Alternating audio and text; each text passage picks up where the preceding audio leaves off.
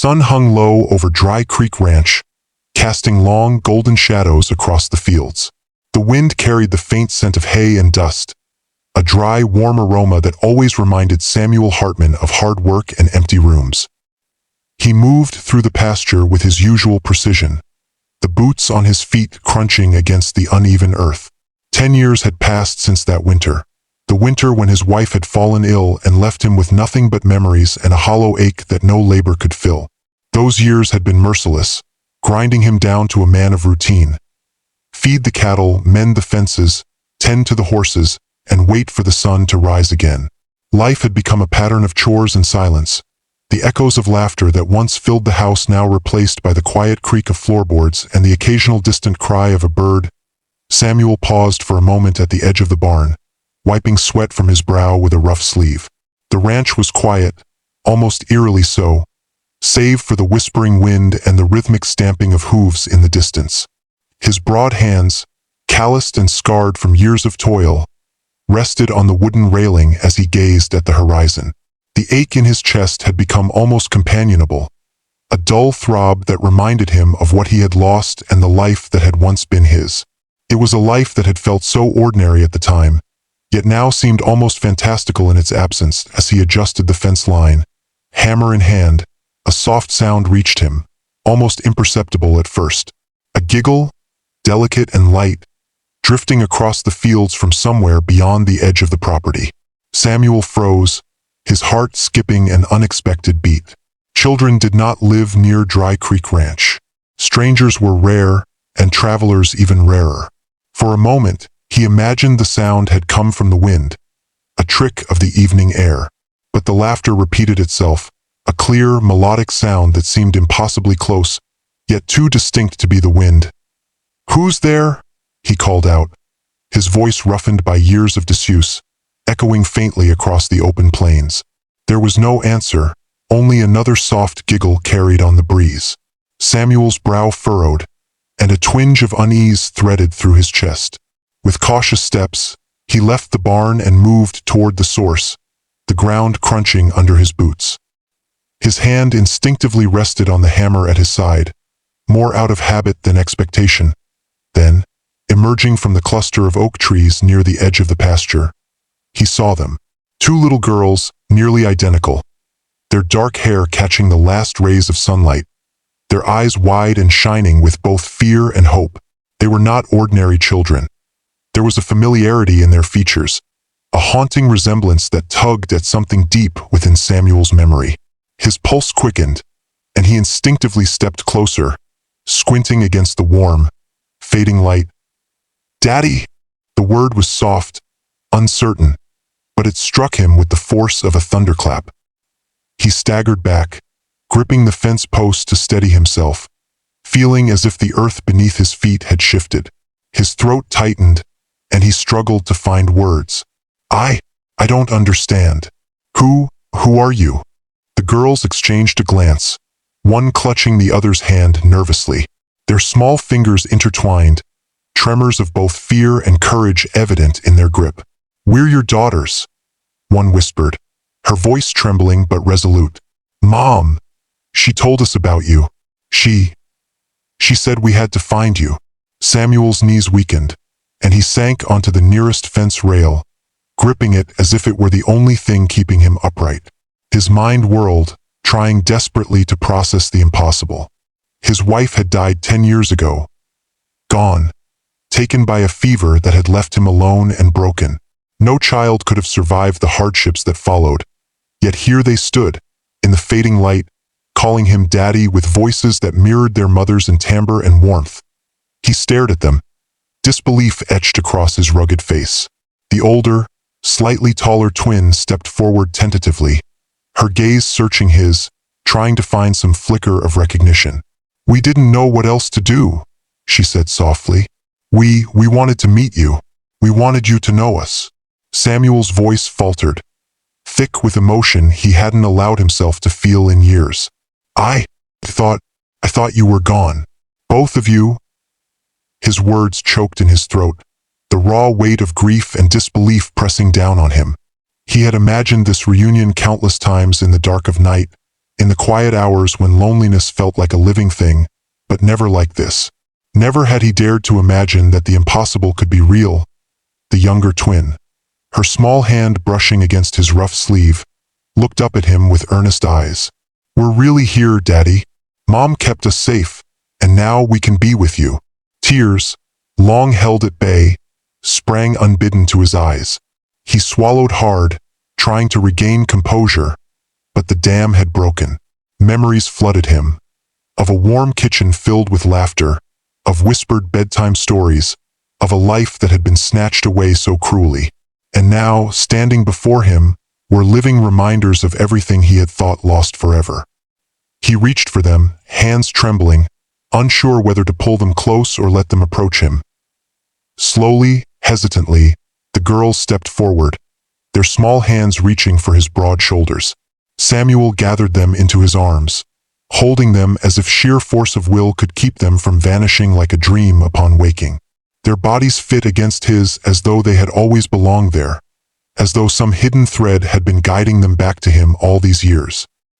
He breathed them in, the scent of innocence, sunlight, and hope mingling with the faint traces of hay and dust that clung to his worn jacket. For long moments, none of them spoke, letting the silence stretch between them, filled only with the sound of their breathing and the distant wind sweeping over the plains. Samuel's heart, long hardened by grief, began to thaw, each beat carrying the warmth of something he had thought lost forever. He looked into their eyes again, seeing in them not only the reflection of their mother but the possibility of a life renewed, a family reborn. Finally, the older twin whispered, almost as if afraid to break the fragile moment, "We're here to stay. We want to be your daughters, Daddy. We've waited so long to meet you." Samuel's chest ached, his voice raw but steadying. I never stopped waiting either. I thought I had lost everything. But you're here. You're real. And I swear, I'll never let you go."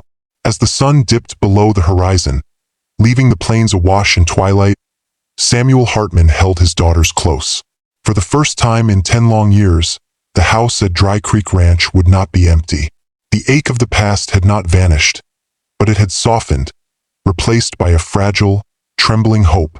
The impossible had arrived at his doorstep, and Samuel knew, in the quiet of that evening, that life could still hold miracles, even after the deepest losses. The night had fully settled over Dry Creek Ranch, and the stars twinkled like distant promises above the sprawling fields. Inside the Hartman cabin, a fire crackled in the hearth, sending flickering shadows across the worn wooden walls. The warmth was comforting, a stark contrast to the chill of the plains outside, and it seemed to breathe life back into the house that had been silent for so long. Samuel Hartman moved quietly, placing a kettle on the stove and stirring biscuits in a bowl with hands that were both hesitant and reverent, as though even the simplest domestic tasks were sacred now. The twins sat cross-legged on the rug, their dark eyes wide as they observed every motion. They had been through a long day, traveling across uncertain roads to reach this place that had existed in their mother's stories and their dreams. Yet fatigue had not dulled their curiosity. Their small voices filled the cabin, murmuring questions and stories in rapid succession. Voices almost identical yet distinct, a harmony of wonder and nervous energy. Samuel listened, amazed at the clarity and depth of their recollections. They spoke of the farm they had grown up on, the lessons their mother had taught them, the games they had played in secret corners of the fields, and the nights when they had whispered stories to each other under blankets, hoping to be found. Samuel could barely respond, his mind a whirlpool of disbelief, joy, and grief. He had known the ache of loneliness so intimately that it had become almost a part of him, a dull companion that never left. But now, sitting before him, were living reminders of his wife and the life he had thought lost forever. Their voices, the gentle cadence of their laughter. It all stirred memories he had long buried under years of routine and sorrow. He caught himself glancing at the clock, then back at them, wondering how time could allow such a miracle to appear so suddenly.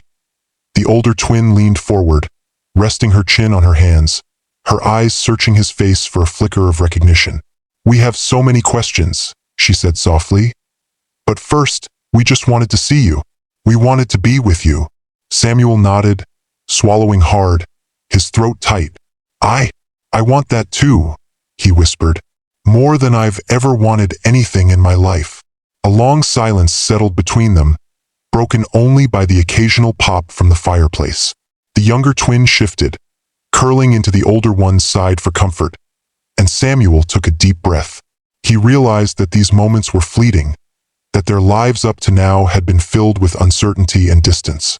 He wanted to soak up every detail, to memorize every sound, every expression, every nuance of their tiny gestures. He wanted to hold them close and never let go, not just because they were his daughters, but because they were living fragments of a life he had thought gone forever. When the girls had settled into a calmer rhythm, Samuel finally asked the question that had burned in his mind since the moment he had first laid eyes on them. How did you survive? How did your mother keep you safe? The twins exchanged a glance, the older one frowning slightly as if gauging how much he could bear. Mom trusted someone, she said quietly, someone who took care of us after everything happened. She said we were to come find you when we were old enough to understand. Samuel's heart clenched, and his eyes glistened with tears that refused to be tamed. The notion that his wife had spent those final months thinking not only of him but of their daughters, making sure they would one day be reunited, was almost too much to bear. He could see her now, standing in some sunlit kitchen, arranging meals and tucking them into bed, whispering encouragement and love into the ears of children she would never see grow up with him. And he had missed all of it. The younger twin leaned closer, her small hands brushing against his calloused ones. We didn't know what else to do, Daddy. We wanted to be with you. We've waited so long to meet you. Samuel drew in a trembling breath, his chest aching with the enormity of the moment. I never stopped waiting, he murmured. Even when I thought all hope was gone, even when I thought you and your mother were lost, I never stopped hoping that someday I would see you. The twins' eyes filled with tears, and for a brief moment, all three of them sat in silence, letting the weight of the reunion sink in. It was a silence full of understanding, a quiet acknowledgement that the years of separation had not erased the bonds of family. Samuel pulled them into his arms again, holding them close, rocking slightly as he felt their warmth seep into his own heart. Their small bodies fit perfectly against his, as though they had been waiting for this embrace for their entire lives. Tell me about her, he said finally, his voice breaking. Tell me everything you remember about your mother. The older twin's voice was a soft melody as she recounted memories of her mother's laughter, the way she had sung while cooking, the gentle discipline and love she had woven into their daily lives. Samuel listened intently, absorbing each word, each detail, committing them to memory as though trying to stitch the past and present together into one unbroken tapestry. They spoke for hours, the night passing almost unnoticed. Outside, the prairie lay bathed in moonlight, quiet except for the occasional rustle of the wind through the grass. Inside, the cabin felt alive, filled with a warmth that had not existed for a decade. Samuel baked biscuits alongside the twins, laughing when flour dusted their noses and hands. He brewed tea and told stories of their father's childhood, of his adventures and misadventures on the ranch.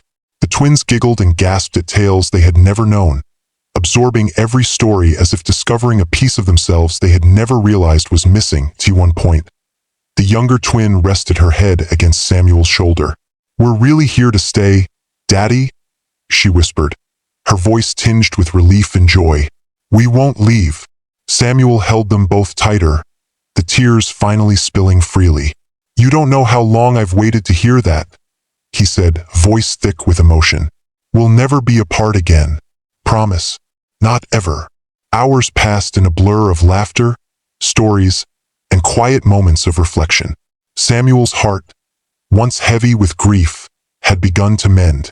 The house, once a mausoleum of lost memories, had become a sanctuary of new beginnings. He watched the twins sleep finally, curled together on the rug with small breaths rising and falling in the glow of the dying fire, and he felt a peace he had thought impossible. For the first time in years, Samuel Hartman allowed himself to imagine the future.